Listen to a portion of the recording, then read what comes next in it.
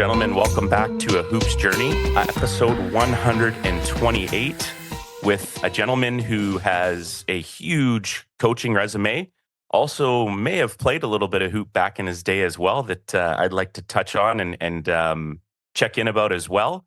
A gentleman who, for those of you that have coached at any level, getting to a championship game or level, this man was able to make it to 3 Final Fours consecutively. Numerous Division I programs, a wealth of knowledge. Super interested to see where this episode goes and what the takeaways will be. And like I just said to him, finally, knowing Andrew Mavis pays off for once. We have none other than Mr. Ben Howland with us today. How are you, sir? I'm doing great, Aaron. How about yourself? I'm good, thanks. I feel like I've had a cold since literally December, but when you go through the whole, the flu runs through your team thing, it seems like we get 2 kids knocked off on like a weekly basis, but I've just managed to stay sick the whole time, but it's all good. Life's good and we're ramping up towards playoff time and everything is okay. So yeah, no complaints here. You and your family are well? Yeah, everybody's good. Yeah, thank you. We're in Santa Barbara, so it's quite nice. Yeah, I did. 75 today. Yeah. Well, you got to rub that in. Hey, yeah, I did take a look through the windows there. You've got a beautiful view, and I'm just outside of Vancouver. So we had our schools were closed last week with the snow, and within 3 days we had 3 straight days of rain, and now there's not a drop of snow on the ground anymore, and we're back to 12-degree weather. So good old rainy West Coast.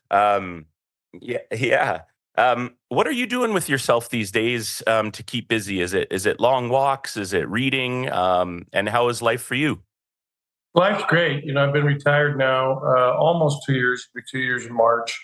And I still get my basketball Jones. I watch a lot of basketball.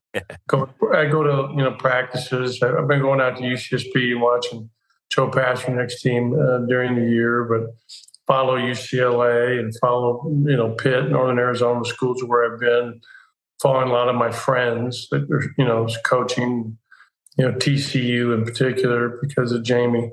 Mm-hmm. He's having another great year, so it's fun for me. And Jamie was there at NAU with Andrew and recruited him, and he's doing a good job. But I have a lot of assistants through different places, so it's just fun for me to stay connected that way. And I also actually helped out. I was the assistant coach for Coastline Christian Academy, where my 6th grade grandson goes. Oh. And so how awesome is that? That was fun. It was fun. And, he asked me to coach. So I said I would. And that was a fun experience. Just intrigued on that.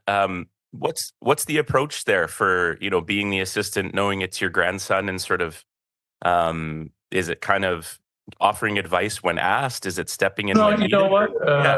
It was, putting the kids through fundamentals and learning how to jump stop, dribble without watching the ball, and, how to shoot and how to move without the ball. And it was a lot of fun. I enjoyed it. It was. We just had our last game this past Thursday and won the elusive championship of the JV level. So it was fun. That's awesome. The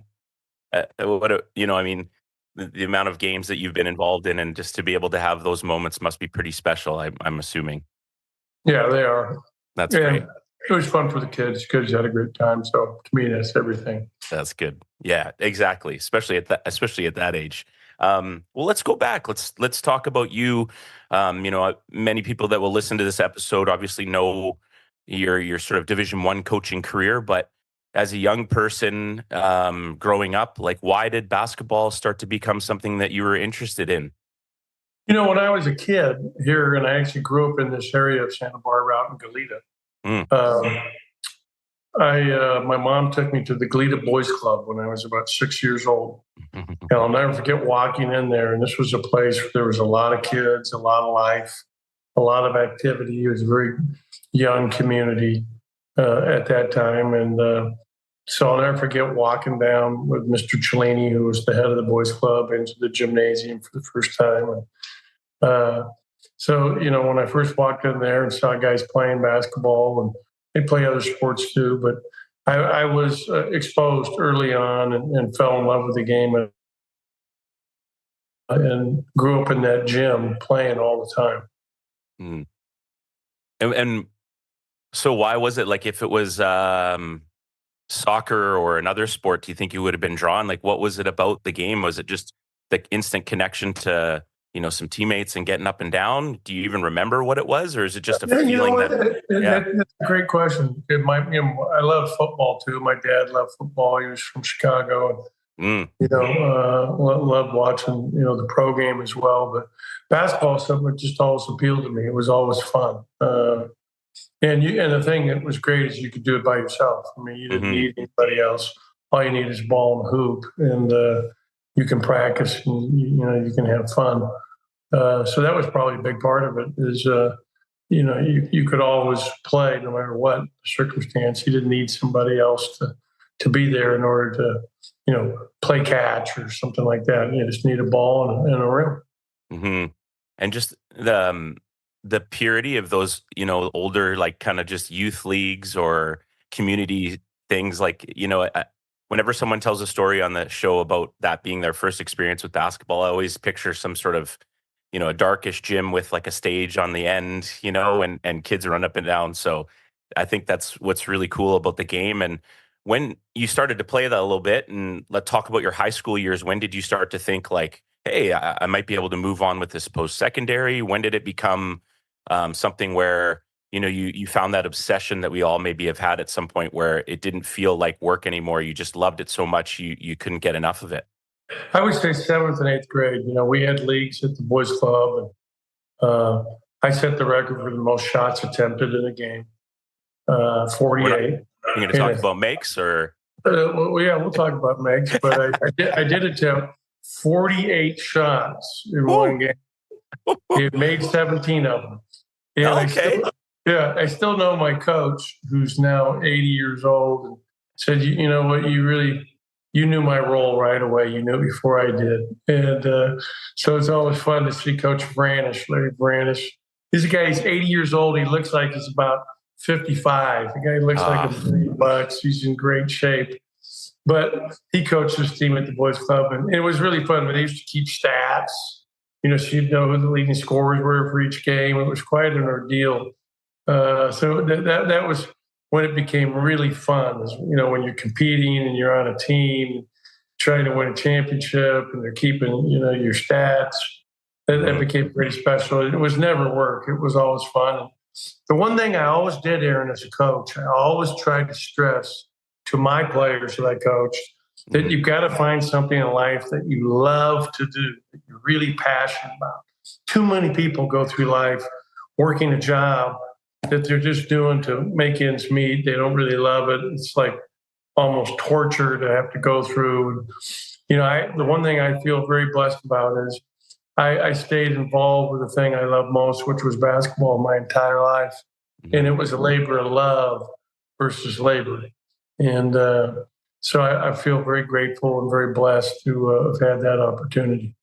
I love that perspective, and I couldn't agree more. It's something that, as a teacher, I try to relate to the kids as well. Is, don't chase the money. You got to chase something that you can grow in. And I always say to my wife, when I come home and I'm, maybe grumpy or, not speaking positively about my job, then we need to change the conversation, because you got to do what you love. And for you, clearly, just as, the one example I know of you would be also the relationships that you get to develop and grow within coaching. And, like, you're still in touch with Andrew. I mean, how many years later, right? And those are kind of, the wins are great, and the victories and all the, that stuff, the nights late watching film and doing a good scout. But getting to know Andrew Mavis as a grown adult is very cool too, which is something that coaching always also brings as well.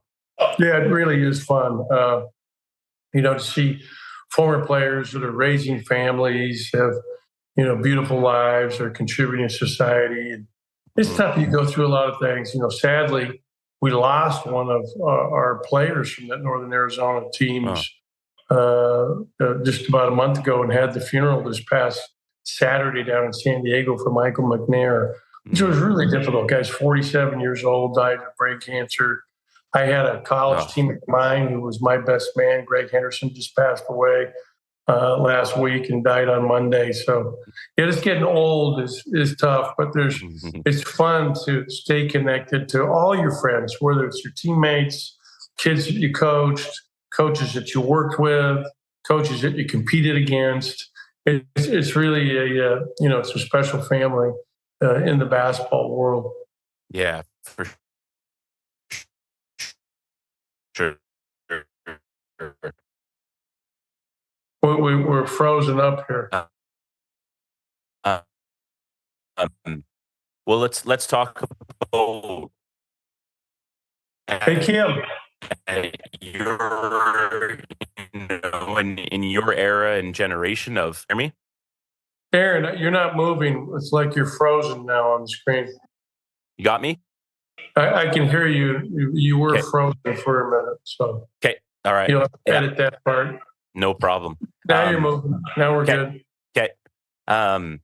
Just want to touch on, from your generation perspective, what's the thought process and how do we go about playing Division I basketball out of high school? Obviously, going to Santa Barbara and then transferring over, but for me, when I was a freshman, I went to Dos Pueblos High School here in Goleta, and my dad, who was a pastor, changed churches.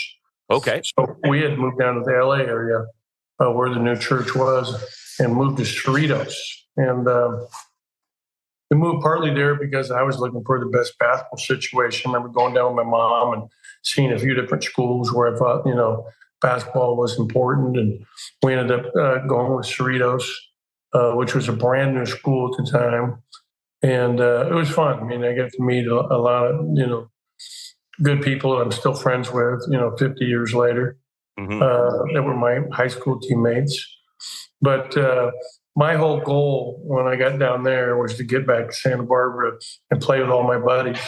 Santa Barbara City College at the time had a really good coach named Ed DeLacy and Don Ford, who went on the NBA, a number of local players, including guys that I looked up to that were CIF champions at the Pueblos High School in 71, played there. So I just couldn't wait to get back here. I mean, it really is, home for me. But I was being recruited by a number of schools and, got a lot of correspondence. And so I came back and went to junior college here. We lost in the state championship my sophomore year. We're 31-4, and then was recruited by basically the Big Sky level. I know that Idaho showed interest. And Northern Arizona showed some interest, and Weber State, who was a perennial power within the league. I reached out to them because I had a friend who played there, Mark Matos, who ended up becoming a doctor, and that's why I ended up attending, going to Weber State.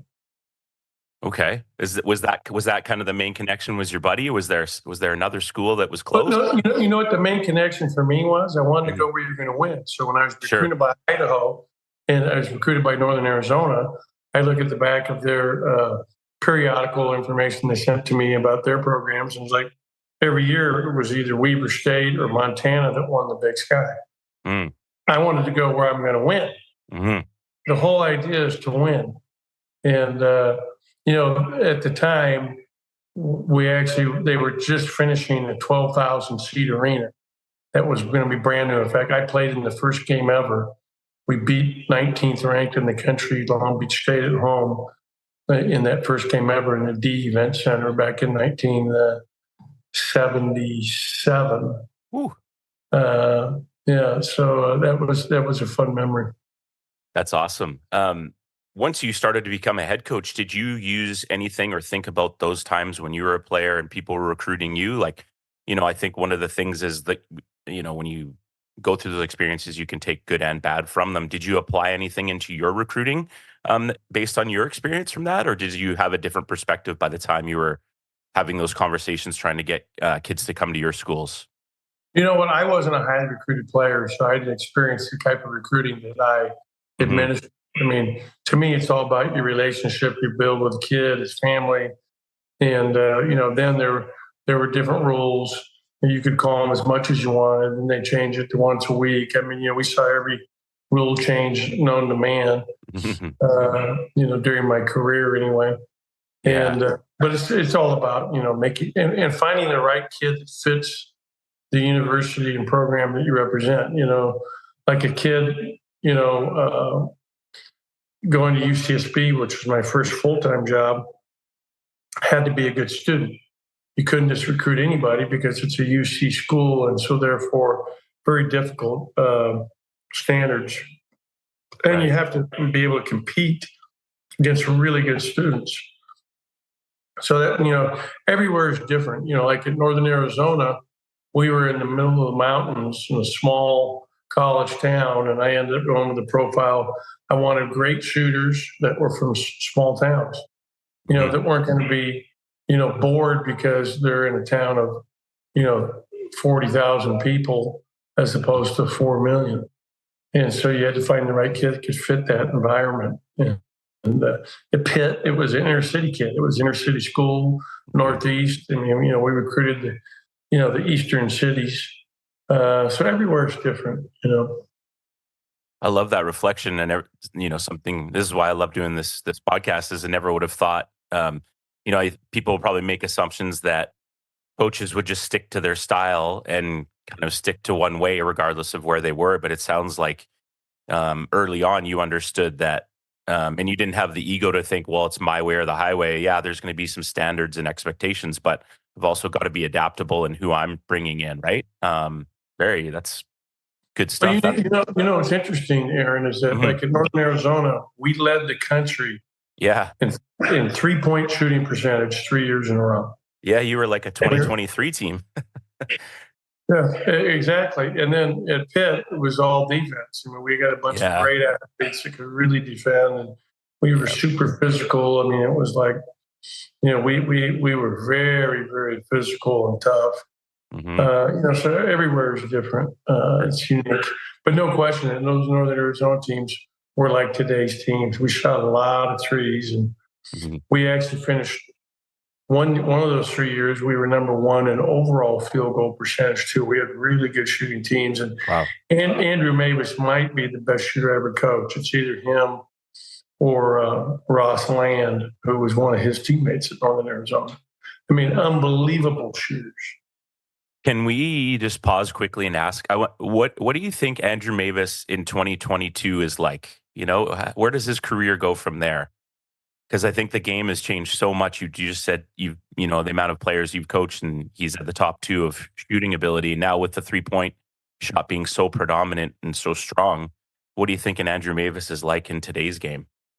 Well, I think he's even more coveted because the analytics of the 3-point shot. I mean, I don't think we would have ever got him at Northern Arizona today. I think he would have gone to a much higher level, and rightfully so. I mean, he could have played anywhere because he's a better shooter than anybody. I mean, and a smart player, tough, great, conditioned athlete. I mean, he could run for days. He never got tired. Yeah, that's awesome. So you're going through your playing days. When did you start to sort of see yourself as a coach, or as a player? Did you have that coach's mind where you felt like you could see the game differently already? And when did you think, hey, like I'd like to really get on the other side of things and look at some X's and O's? When I was a 7th grader, first year of junior high, I told one of my closest friends, Tom DeMarcus, he reminded me of this 10 years ago, that I'm going to be a Division I head basketball coach. No way. Yeah, so I apparently made my decision as a 12-year-old. Didn't even have armpit hair, but you knew you were going to do for your career, huh? Yeah, and then, I went and played down in Uruguay right out of college. I saw that. And I had a chance to go back and play again next year, but I wanted to get my coaching career started. I really knew that that's something that, was going to be key for me in terms of having the life that I wanted to have. So I wanted to get started. So I came back, finished my degree, and then got my graduate assistantship at Gonzaga for 1 year with Jay Hillock, who was my assistant coach here in Santa Barbara at City College. And that was really, that was a great experience, working against Stockton every day, and who was our point guard at Gonzaga that year. And I Wow. actually had to go quit in October. So I used to foul and grab Johnny quite a bit as a 23-year-old. I noticed. I noticed your degree from Gonzaga was in administration. Was it because I have my master's from Gonzaga as well, and it's in leadership and administration. So I thought that was kind of cool. I was in PE, Yeah. Okay. physical education and administration. Yeah. Yeah. You sound just like a regular high school teacher like myself. Yeah. Love it. And talk about that learning that first year at Gonzaga. I mean, you mentioned a little bit. You got Stockton. Um, is it overwhelming? Is it to take it all in, or are you just eating it all up and just loving every minute of it? I was loving every minute of it. It was a Yeah. great experience. But a lot of film study. At that time, Gonzaga had no money. I mean, we had a $10,000 recruiting budget, so the full time Wow. assistant went out, would be gone for weeks on end because they were sleeping on floors and driving an old beat up car, just going from place to place to see kids. Uh, but it was a great experience and a great league at that time. USF at that time had Quentin Daly, had some really good players, and they were, Pepperdine was really good at that time. Hmm. Jim Herrick was the coach, who Oh yeah. went on to UCLA to win a national championship. But it was a fun experience, and it really get the hook in me even further. To be involved in that. That was also the year. Um, Trying to think. Yeah, it was '84. I'm trying to remember who won the national championship that year. Uh, but Stockton should have made the Olympic team, and they ended up Bobby Knight keeping one of his own players on the team instead. Mm. But it was a very, very fun experience. And after 1 year, I got a chance to come to UCSB and work for my former coach Ed DeLacy, and that was a great experience for me to get my foot in the door as a 24, 25-year-old Mhm. as a young assistant and start to really learn. 84 was that Georgetown Hoyas over Houston and Seattle? I think you're right. Yeah, I'm looking it up here. Georgetown Hoyas over Houston. Yeah, John Thompson. I was there. Yeah, nice. I know one thing I'm always curious as a young coach in your generation. Nowadays it's like coaches can just hop on YouTube, they can find drills. How are you learning and growing? Obviously, you're working with coaches, and you've had coaches and people, and you have roles that you're doing that you're learning in. But how are you expanding your wealth of knowledge? Is it through conversation? Is it reading books? Is it asking questions? It's a lot of it. We go to clinics, and Hmm. that thing was big, but a lot of it is just who you're competing against and who you're watching and who you're studying on film. So you're seeing what they're doing and how they do it, and then you go from there. What you like, I really liked at that time. Don Monson was very successful at University of Idaho. They were fifth in the country that year at the University of Idaho, which is unheard of. Ended up beating Iowa and then lost to Oregon State in the tournament. But I really liked Boyd Grant at Fresno State. Great coach. Really liked how they played. Loved watching Tark's teams, and how hard they played and their man-to-man defense. So it was fun to study teams that you steal from. Well, Yeah, yeah, there's something about coaching. You're always stealing from others. for You sure. know, seeing stuff that you like that you want to incorporate with what you do. Hmm. Yeah, good. Yeah, I miss the old like really good clinic days too. I mean, I go down to the one in Vegas, the Nike clinic there and stuff. But it's the clinics were, and it's also an opportunity to network and meet other coaches, right? You have the lunch break, and you go, and then after the clinic's over, if you're staying over, you go for a beer with someone and talk more basketball, and you network that way, right? That kind of that face to face networking. Not to sound, I don't want to sound old or anything, but it is different. That's true. I agree. That was a big part of the networking is getting to know people. Hmm. In those situations. For sure. So then you spend a lot of time with, Coach DeLacy at Santa Barbara, and you apply a couple times and don't get the head coaching position. I was with Ed DeLacy for 1 year. Okay. I knew he had already been there 4. I knew there was a good chance he might not survive, which he didn't. But I was very lucky. So the next year, Jerry Pym from the University of Utah came in, and he ended up taking the job. Southern California guy, played at SC, and he ended up keeping me on the staff. I was from here, and we had a relationship because I played against his teams, and I was at Weber. Mm-hmm. And he was at Utah, and we would play them every year. And so I was very fortunate because I worked for Jerry for 11 years here. I was here a total of 12 years at UCSB in my hometown, and that was really a lot of fun. And, it was back in the day when the Big West had UNLV and Utah State, and, I had some New Mexico State, Boise State, Fresno State, had really good league, multiple bid league. So it was a lot of fun. Was that like your first maybe kind of aha moment to the professional side of things when, you lose a coach and then it's kind of that, well, what's happening here, right? There might be a chance where, whoever comes in isn't going to keep me. Or did you have a moment before that where you're like, okay, this is a different ball game now? I understood that from day one. Yeah. If you don't understand that, then you're slow. Mm-hmm.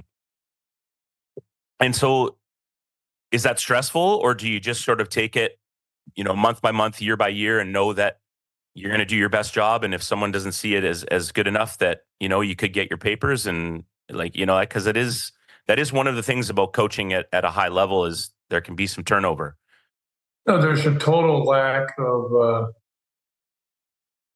continuity / when you're in coaching, you can get fired every year. Mm-hmm.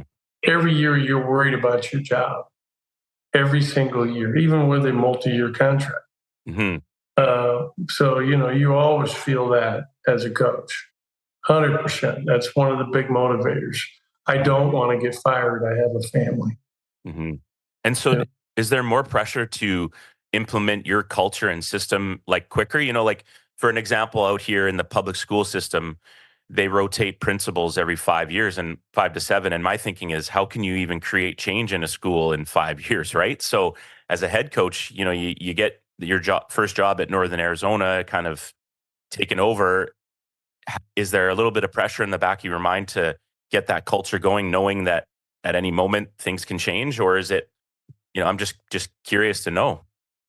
Yeah, it's right away. And, Mm-hmm. and I was an idiot when I took my first job in Northern Arizona. It was a 1-year contract. Oh, they didn't give multiple. I was working on a 1 year. So at the end of every year, you knew you get fired. So you had to have your head examined to take that job, but I did. Yeah. But absolutely, you want that culture right away, so that if we're going to go down, we're going to go down doing it my way. Yeah. First, but it's that was a very difficult job. From the previous decade prior to when I took over the job, they were the bottom 10 of all Division I schools in winning percentage. Oh. So there were 296 teams at the time that had played the previous 10 years in Division I, and they were in the 286 to 296 range. So not a lot of success. Yeah, that's one way to put it.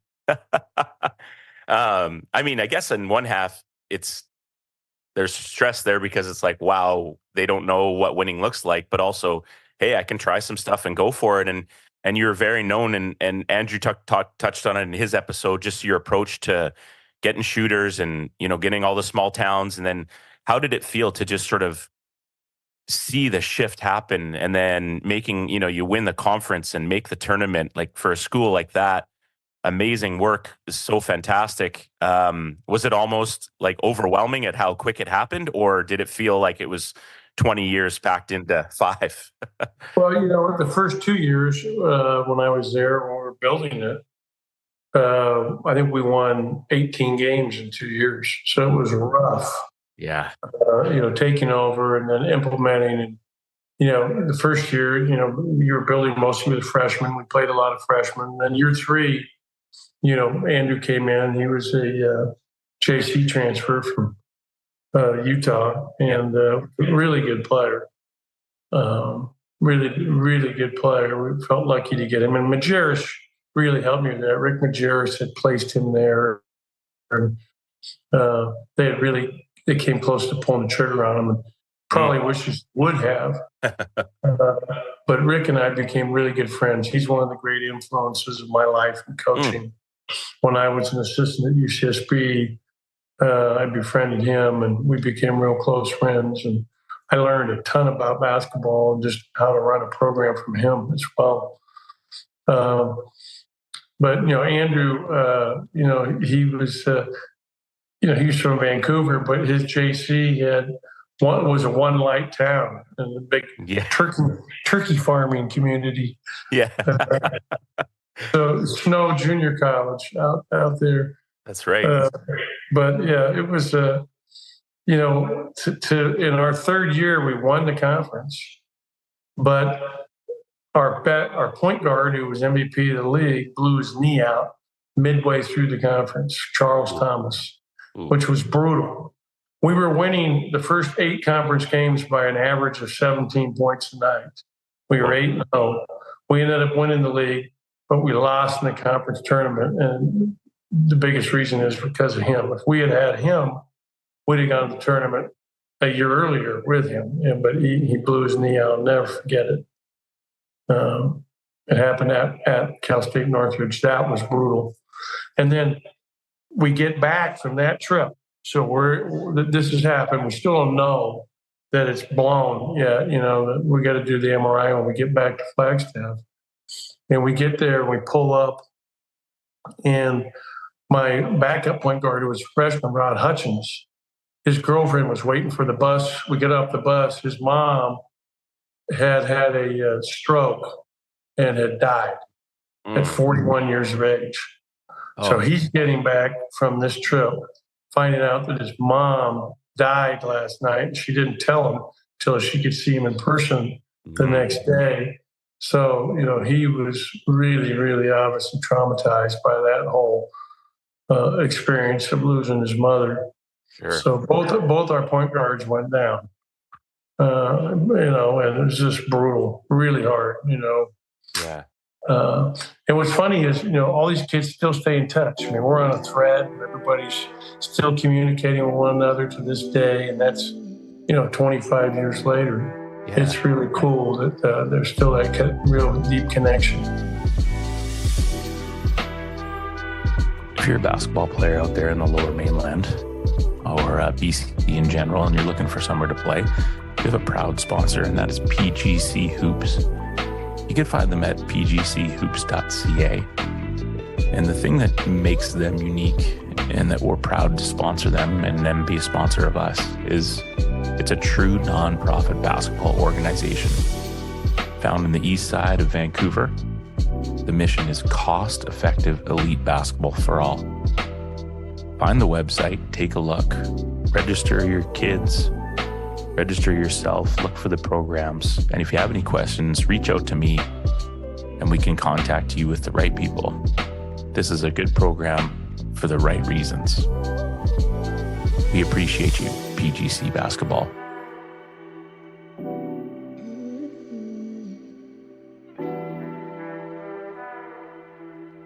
Well, especially when you go through things like that, I think it only brings teams closer together. It's because they realize, hey, between the coaching staff and these, 10, 11 other guys, this is really all I have right now, and I think that can bond people even closer, those are cool stories. I mean, as sad as some of them are to hear, how did the team stay resilient after dealing with those two things, knowing that you have, one guard who's mentally just out of it because of what he's dealt with his mom and then losing an injury? He went home. He was gone. Yeah, he did. Hey, yeah. 10 days at least. I went down for the funeral. So we had one game. We didn't even have a point guard. And we ended up beating Montana. And I'll never forget that. Ryan Abbott came in and played the point, did a good job, helped us win that game. And he's really a 2. So, yeah, it was difficult. And we ended up losing to a good team in Cal State Northridge because they pressed the whole game. and we didn't have a point to really help us handle that, and that hurt us a lot.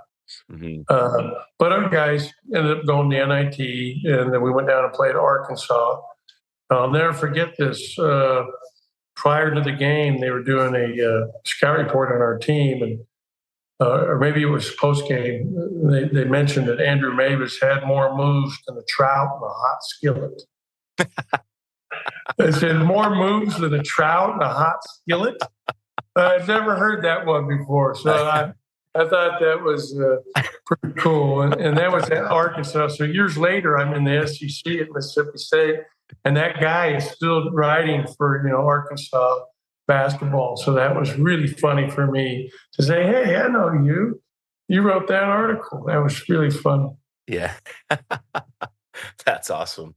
And then, so you build the program there. Other opportunities come up. You apply, and you get the job at Pitt. But also, you mentioned inner city school, but it's kind of same idea where you're trying to turn the corner with a program again and get it going. Ready for that challenge and taking that on as well. I mean, what are your like? Do you have certain core covenants or philosophies with each team? Do you guys come up with certain words? Is there certain standards? Like, is it communicated between player coach? How do you come up with that and create that culture that seemed to have been so strong to be able to turn programs around?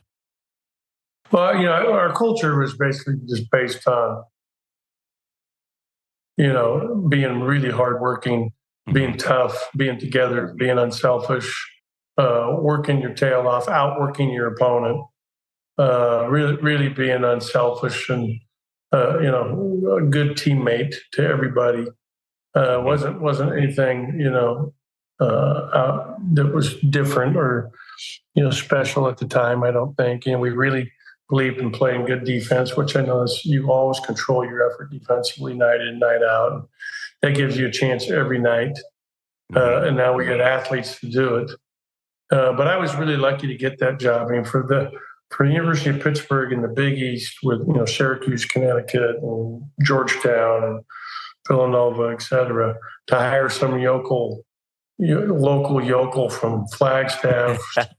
It was quite different. And they actually, my AD at the time, Steve Peterson, who hired me, really took a lot of crap for it, but he really felt vindicated when we ended up doing really well.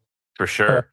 It was a great opportunity and, scary at the same time because it's completely different than anything I had seen before in terms of, how we were going to have to play to be successful, how we're going to have to recruit to be successful. Fortunately for me, I had really good staff, and it started with Jamie Dixon, who was my assistant both at Northern Arizona and then again at Pitt. And he's done a great job too. We've had his assistant, Jamie McNeely, has been on the podcast as well. I don't know if you've met Jamie yet at all. One of these. I know he is, yeah. And, just getting to know you here, Coach, over the, 30 minutes or so we've been chatting, you seem like a pretty humble guy and maybe not an awards kind of guy, but how does it feel to get the call and know that you're the Naismith Coach of the Year? I mean, that's got to be, that's the highest standard for the level that you're coaching. And how did that feel to be presented that award? That must have been pretty cool. It was. That was very special. And, I felt, really honored to get that award. And that was 2002. And basically, Pitt had never even been to the Big East tournament finals. We went 3 years in a row, really sort of standard. And then we went my second year, my third year, my last year, we won it in year 4. And then the team I left behind went again back-to-back more years. So it was really, really a special time. And, Pittsburgh is such a great sports town. I mean, they love their team. They love their home team. Yeah. And the way we played embodied the city. I mean, it was a black and blue, lunch pail team that just beat the hell out of you. And there was a great relationship between the town and those teams because they embodied Pittsburgh. It was like the Pittsburgh Steelers were playing basketball. And that was pretty fun. We had, Brandon Knight, who was the first team All-American and really good current coach at Rutgers as an assistant. He is, eh? Well, that's cool. Yeah, he's doing really well. And then We had Julius Page. You have to. I want you to Google him because he has one of the top dunks in the history of college basketball. Really? Yeah. In my second year, his freshman year, we're playing at Georgetown. They're 16-0, 9 in the country, and he had a dunk at 6'1", where his whole head's over the rim on a 7-footer named Ruben Bunje from Cameroon. I remember that guy. Yeah. And I want you to Google it, Julius Page. I'm looking at it right now. Oh, he's coming down the trail here, right? Yeah. But wait till you see that. That dunk right there won that game for us. I've never thought I'd see it one play, but it fired our guys up so much. It was so incredible. He almost put him in the basket. Oh, my God. You got to watch it in slow motion. Really appreciate it. That was voted one of the top 25 dunks in the history of college basketball. But really? We had good guards. We had a kid, Jerron Brown, who was all three of those kids were first team all Big East during their career. Mm-hmm. We had excellent bigs. I mean, it was really a fun time. And, the way we played, everybody had a chip on their shoulder because nobody was McDonald's All-American. Mm-hmm. So whenever we play against those guys, these guys couldn't wait to kill them. They were licking their chops. Oh, that's so fun to see kids.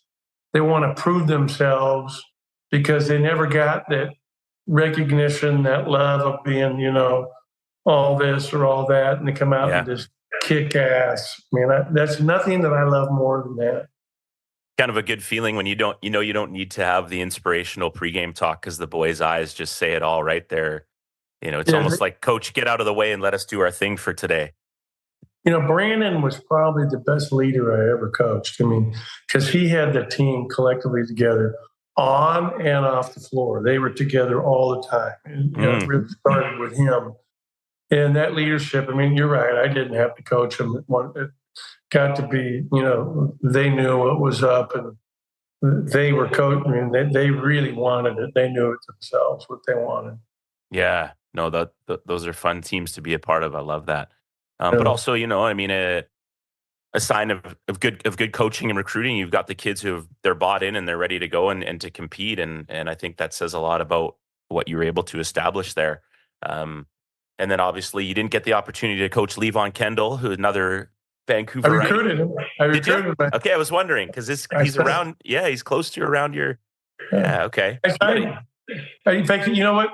He was on the team. He redshirted his freshman year, my last year. Okay. And I just saw him last year. We had a reunion of that 2003 Big East, first championships of the Big East tournament ever. Yeah. Yeah, he was there. He's a great guy. Really he had a great career overseas. He's doing really well. Yeah. Happy for him. Another guy who's not aging at all either. It's kind of annoying to see. So he got the nice hairline and still looking good. Yeah. Yeah, you're right. Really bright too. Very intelligent. Yeah. Oh yeah. Well, his dad was a musician. Hey. Yeah. Yeah, he was like what was the name of the band? I should know this. Anyways, yeah, he was a big time musician. So he was. I think he saw a lot growing up, and he was a very well rounded guy. Yeah. And then obviously you get the opportunity to go to a place like UCLA, probably the most storied basketball program in all of America. What an opportunity. But I want to just ask quickly about the anchor and just the support system around what it takes to have people in your corner family wise that, because it's a hard craft to do in terms of moving around and asking people to uproot their lives. Right. Touch on my kids. That's okay. Yeah. Yeah. Talk about just sort of like your home team and how they supported you through all these transitions and new scenarios and situations. My wife, Kim, has been great. We've been married 43 years now. Woo! And she was Congratulations. That's awesome. Where did you guys meet? She was a cheerleader at Weber where I played. So we met. Once she saw you in those short shorts, it was over, right? It was. I mean, you called it right there. Yeah, she was smitten. She's only human. She's only human, right? we were together and we had our kids, and they had some tough moves. I mean, we moved to Flagstaff. They were pretty young, so it wasn't as traumatic. But when you move from Flagstaff, like for my son Adam, his first day of junior high school, he didn't know a person because Yeah. he was in Pittsburgh. That was brutal because that's a very awkward age, Oh, And my daughter, I think, was a sophomore in high school, and it wasn't easy. She's a cheerleader, but then 4 years later to move again for him was very difficult. Say, hey, we're moving to LA, and he was just really, had a great experience, the previous 2 years, and was really liking it. And I'm just like, this is what we're doing. yeah. And he wanted to stay there, and I'm like, no, I just can't support that. You got to be with your family. But it all worked out, and my kids, Meredith, my daughter, who's the oldest, she's a pediatric oncology nurse at UCLA. It's Wow. been there for 16 years, and she got a nursing degree at Pitt, her master's at UCLA. It's been very, very good at what she does, and it takes a special person to do what she does, to work with kids with cancer and help them and their families. And our son, Adam, went to UCLA in an undergrad and then Pepperdine Law School, and he's an assistant district attorney here in town in Santa Barbara with his 4 kids, 4 boys, and his wife. So it's fun for us to be close by and see them, at different stuff and spend time with them. But it was very difficult for them, and I turned down some opportunities just to not put them through it again. Sure. Because it is hard. I totally appreciate it. Yeah. Yeah. I mean, it's good that you're aware of that. And so UCLA, wow. And then just sort of bless you, the whole nother level. I mean, it's a bit of a different conversation. I'll never forget when you're at the Vegas clinic, Bayheim just talked, someone asked him a question about recruiting, and he basically just said, like, well, it's easy to recruit when they just see the Syracuse sign on my shirt or something to that effect, right? I mean, talking about going from the hills of northern Arizona to, Pauley Pavilion and UCLA campus, a little bit different, but also, still a fantastic opportunity for you. And the runs that you went on, you're talking about going from the bottom of the barrel, literally your coaching career is almost full circle in terms of bottom of the barrel team that is the lowest in, top lowest 15 of loss percentage or win percentage. Now you got UCLA and you make 3 Final Four appearances in a row and really build that program and continue the success that they've had. So talk about those years and, and you're playing, how many amazing pros you had the opportunity to work with and the experiences you had there as well. Yeah, well, UCLA was a great experience. I mean, I grew up watching UCLA basketball as a kid here in Goleta. I used to replay the games at 11 o'clock at night that Kareem played in, Bill Walton, Sidney Wicks, all the great, former greats that played for Coach Wooden. So it was always fun. It's almost boring because they never lost. I mean, it was like they're never going to lose. So we already know that part. But it was still very, very fun to follow. And then as a young coach, it's UCSB to see all the success they had down there was really special. But to come home for me and be close to my mom and dad, who were in their 70s at that time, to coach at a place like UCLA that, has the tradition and history was unique. But there's and we got to coach, like you said, a lot of great players. Our first recruiting class, I'll never forget, Aaron Aflalo committed about in a week. And then we got Jordan Farmar not that long after that. And those are 2 NBA guards that commit right away. And then we ended up getting Josh Shipp, who was a really good player, and Lorenzo Mata, another. I mean, both had long careers and played professionally. Josh made a lot of money in Turkey. Lorenzo, who was Latino, spent a lot of his career in Mexico. It was really beloved figure down there, 6'8", shot blocking, dunking, high flying. Mexican was a big deal down there. But that was really fun. I mean, I got a chance to coach so many good players, and great kids. I think we had over 20 NBA players that ended up playing in the NBA during my tenure at UCLA. And Trevor Ariza was a freshman that year.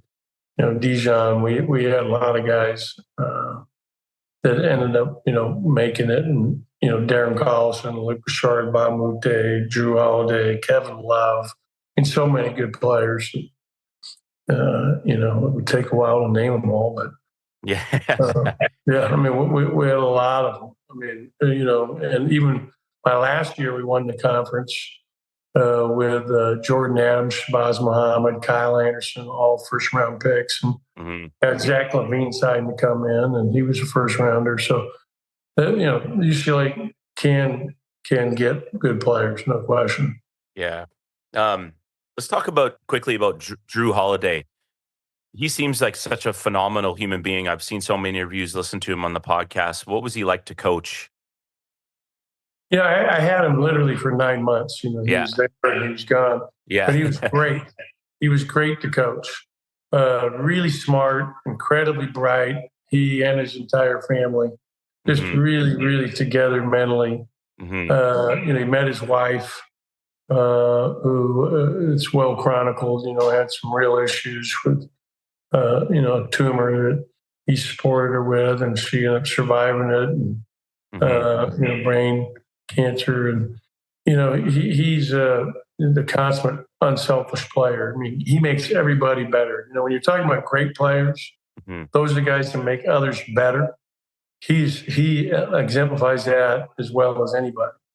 And he's a great defender, plays both ends of the floor, has a ring. I mean, couldn't be more happy for him and all the success he's had. He's very special. You talk about, him being there for 9 months. Does that change things as a coach? Where, you say like Northern Arizona and even parts of Pitt, probably, where you're not having all these McDonald's All-Americans like you mentioned, and guys are probably in it for more of the long haul. Do you adapt things within that, knowing that a lot of these guys are going to be lottery picks?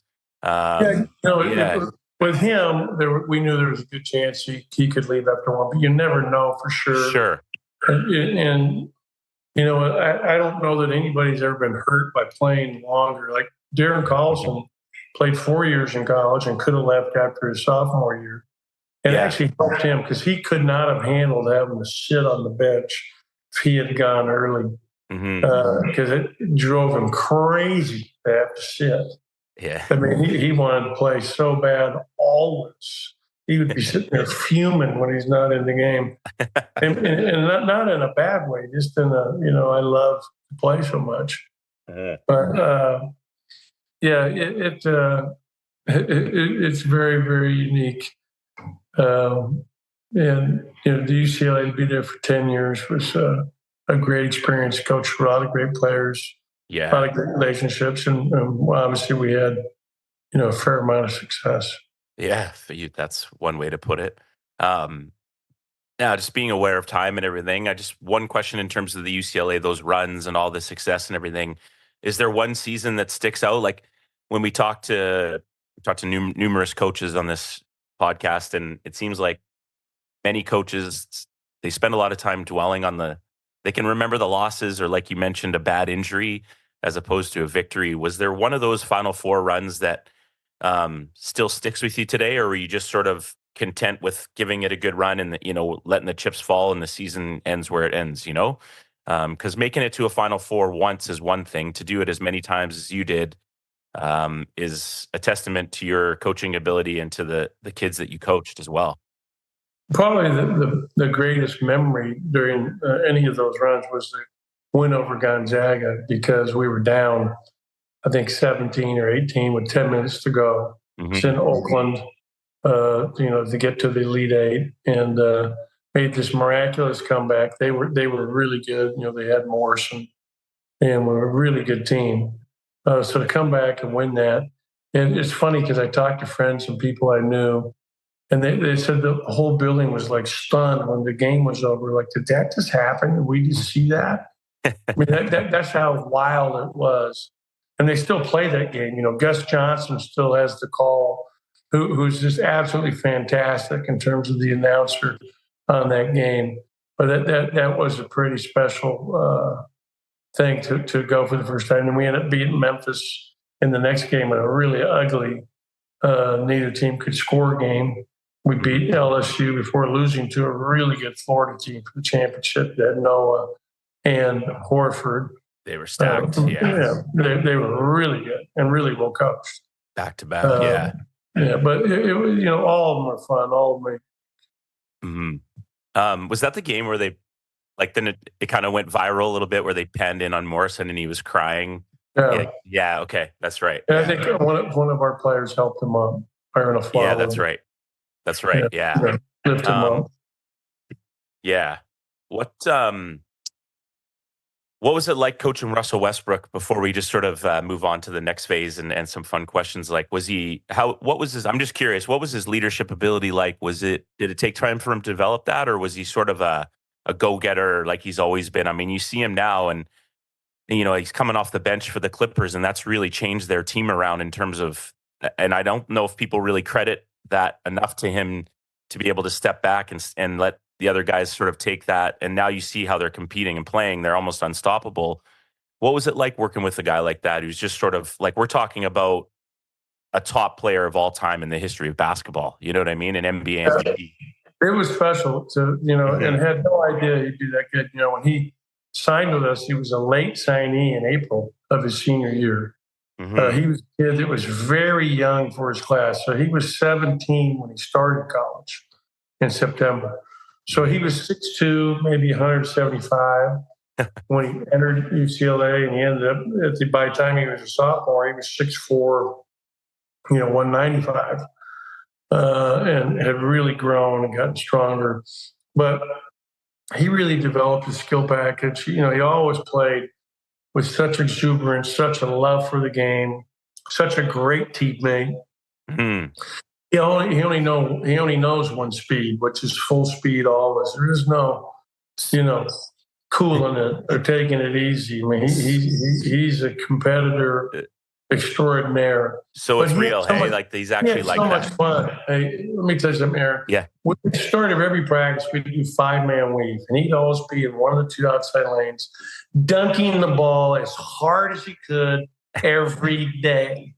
I mean, he loved to run and just fly. I mean, I would too. If I could fly like that, that would be a joy. He was amazing. And his sophomore year, which is last year, he had just an unbelievable year. Totally selfless, just gave himself for the team, only cared about winning. I can't say enough great things about what a great leader he was. How fun he made it for his teammates. I mean, we just had great personalities, really strong. I mean, and, you talk about a great defender. Oh, my God. I mean, he locked up a lot of really good players during his tenure. I remember we played Davidson, and Curry was 6 for 19 in the game.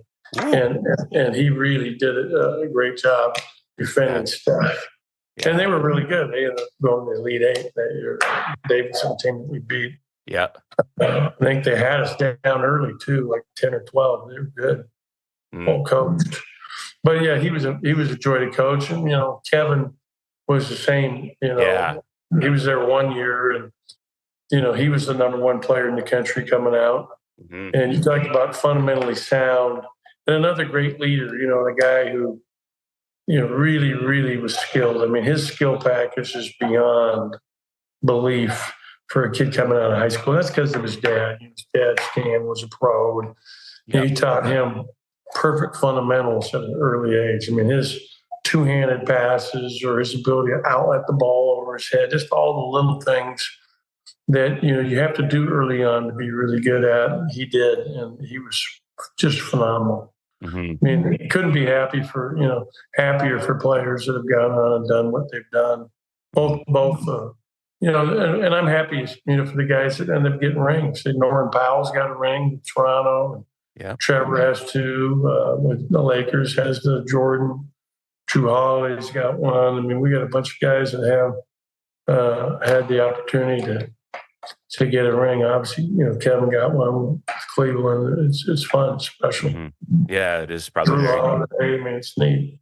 Do you get do you find yourself when you're watching those games, you get a little bit more emotionally invested when it's a big game on the line and it's one of your guys that you've had the opportunity to work with? Yeah, I always was supporting those guys. I watch all their games Yeah. and take great joy in watching them have the success they've had. I love it. Love it. And so, moving on, Mississippi State comes up, and I don't want to, pass by this part, but I am curious as to, you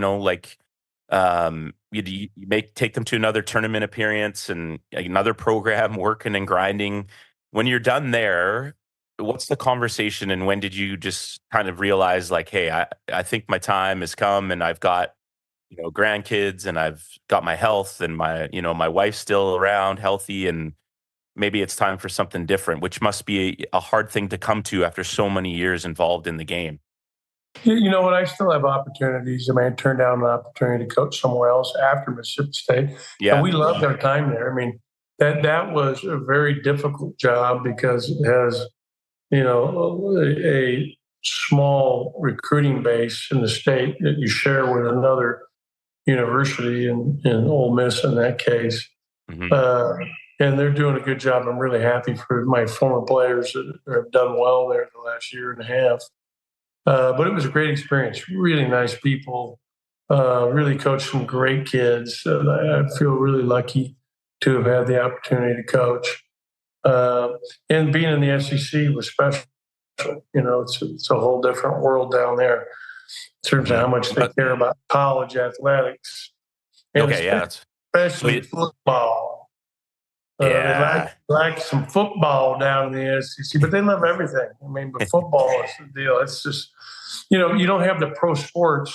So when you're talking about, University of Alabama or University of Arkansas or University of Tennessee, I mean, they are the only show in the state, and it's a big deal. Yeah. And there's just so much history and tradition, whether it's Georgia or Florida or Kentucky basketball. I mean, it's wild. It's really a great league. Whatever you're doing right now, listening at work, rolling in your whip, going for a walk, whatever it is, hang on for a sec. You like jerseys? You like stance socks? You like throwback? You like shoes? You like anything related to basketball? Hit up ATOB Ball. And if you're not able to be there in store at Langley Event Center, check them out on the web. And I guarantee you'll find something you like. Give us a mention and you'll never know. Shout out to our boy Jeff. ATOB Ball for life.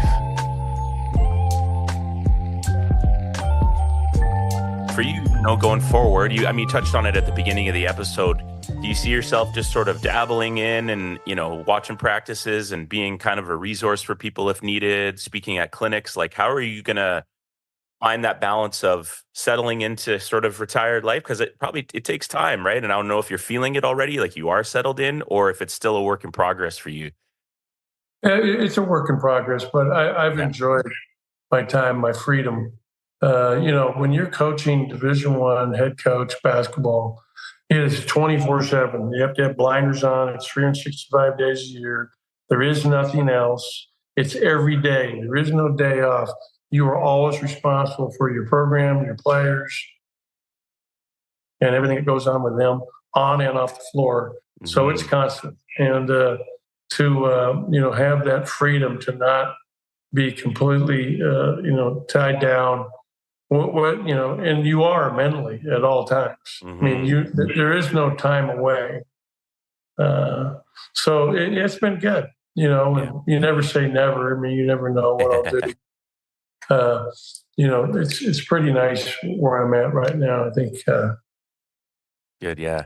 Yeah. And I think that's one of the things about the college level too, is, at the pro level, there's GMs and it's different. Whereas you wake up and, it's sometimes college kids make college choices, right? And so, you're at the head of dealing with that too, right? You and the AD, if something comes up. So it is literally a full-time thing. It's a 24/7, which is, Well, it used to be in March when the season was over, you had a little breather.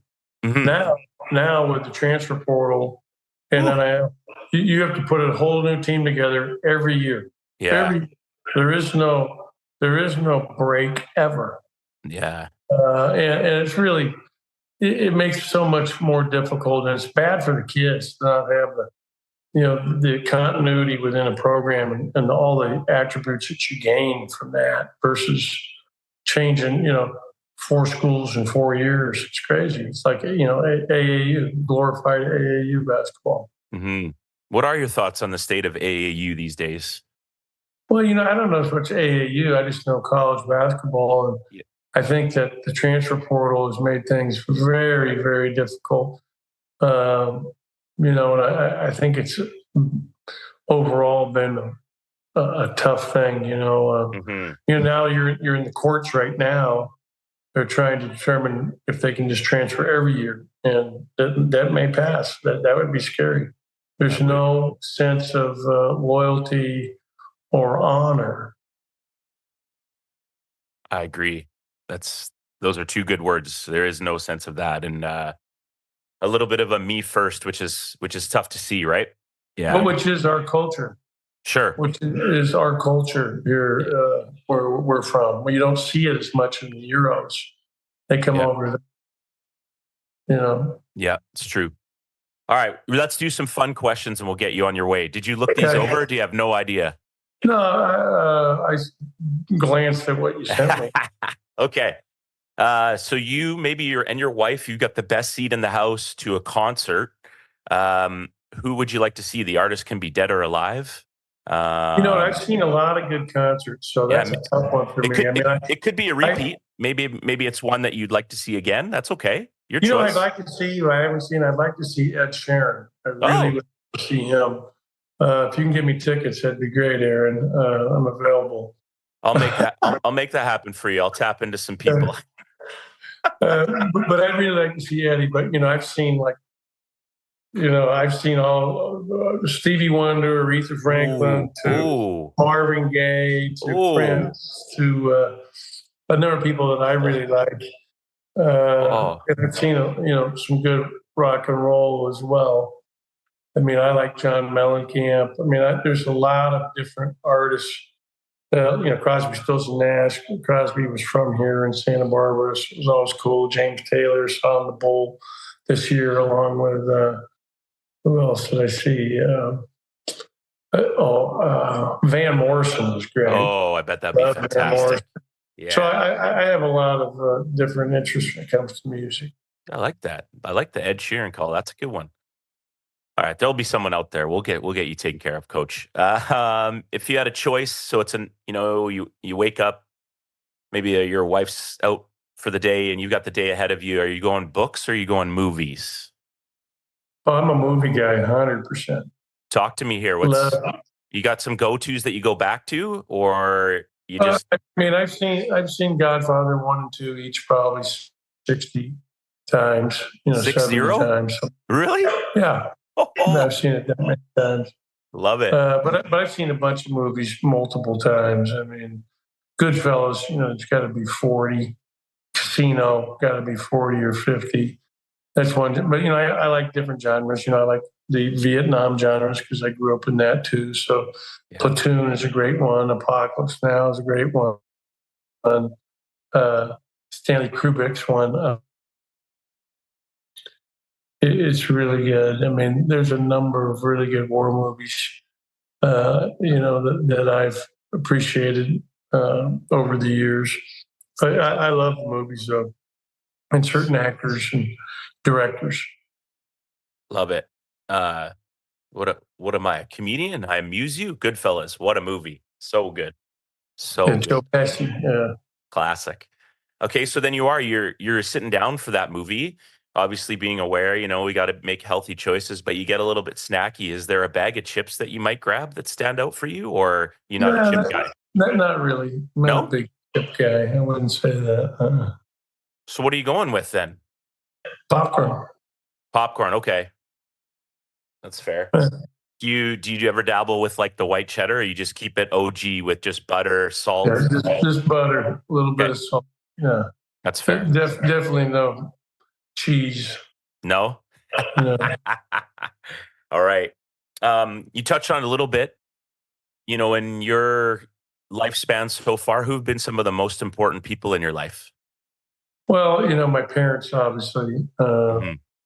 And, from there, I would say my coaches, my high school coach, Coach Desborough, was really a good coach. My junior college coach, Ed DeLacy, my Weber State coach, Neil McCarthy, really, really good coach. Mm.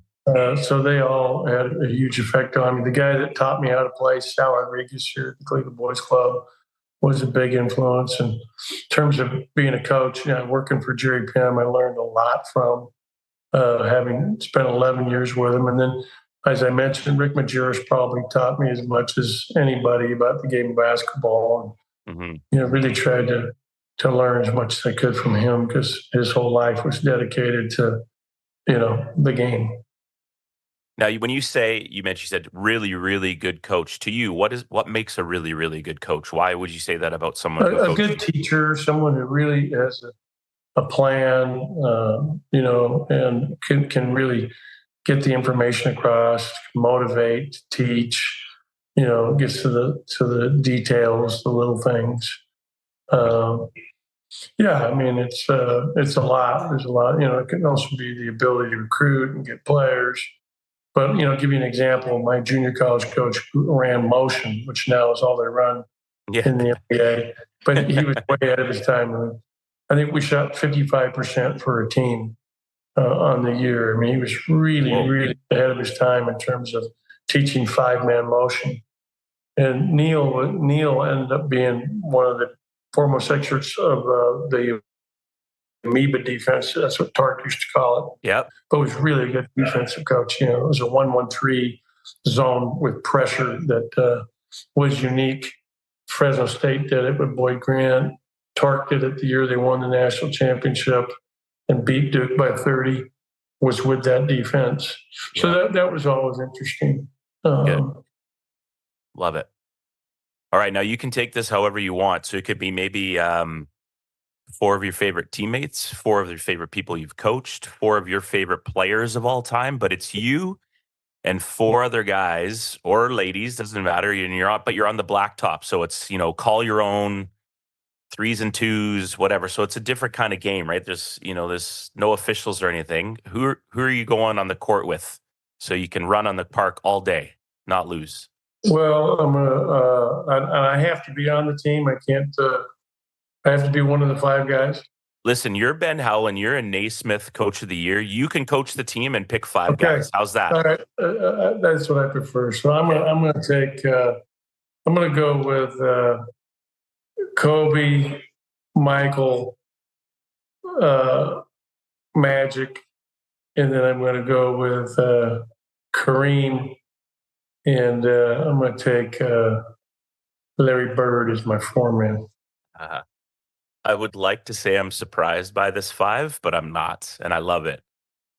Magic, I think we could score. I think you'd be all right. Yeah, I think you'd find a way to get it in the bucket somehow. Yeah. I think you would. I don't know how much coaching you'd have to do. Wouldn't have to worry about the amoeba at all, I don't think. Magic Johnson, still overlooked in one of the greatest ever conversations, I think. I don't like the GOAT conversation, but he was my favorite player growing up, and I think he changed so many things about the game. He was a fantastic, fantastic player. So I love that selection. And Bird, of course, because of the rivalry. They pretty much saved the NBA, hey? Yeah, they did. Yeah. I mean, they created the interest that was my senior year, 79. Mm-hmm. That was Salt Lake City. I was at that game, Michigan State and Indiana State for the championship. You were there? Uh-huh. Well, this guy's asking me to get him Ed Sheeran tickets, and he's at the Michigan State, Indiana State final. I think it's the other way around, Coach, that you've got this messed up. All right, couple more questions. Do you have a hidden talent that anybody that people might not know about? I'm really good at eating chocolate chip cookies. I'm an expert. One of the best. So what makes a good chocolate chip cookie to you? Is it the chunks? Is it the moistness of the cookie? And what do we have with it? Is it a glass of milk or just straight up just keep pounding the cookies? Milk or water, but yeah. Definitely, I like dark chocolates. I want the dark chocolate morsels. Okay. I like them, out of the oven about 20 minutes after they're out of the oven. They're still nice and warm. Yeah. But yeah, my wife makes like really good chocolate chip cookies. This is a new this is a new question to the podcast, and nobody has said they had a talent for eating anything. So well I like to fly fish. Oh yeah. That's something. Yeah, because up your way they get some good spots. Oh yeah. Yeah. I get there, but fly fishing is one of my passions. Nice. Good way to just spend a day and just get your mind off things. Hey, it's great. Yeah. Now you may not. I'm guessing you probably don't dabble in cereal anymore. But being a grandparent, you may have some in your cupboards. I don't know. But what do you think is the greatest cereal of all time?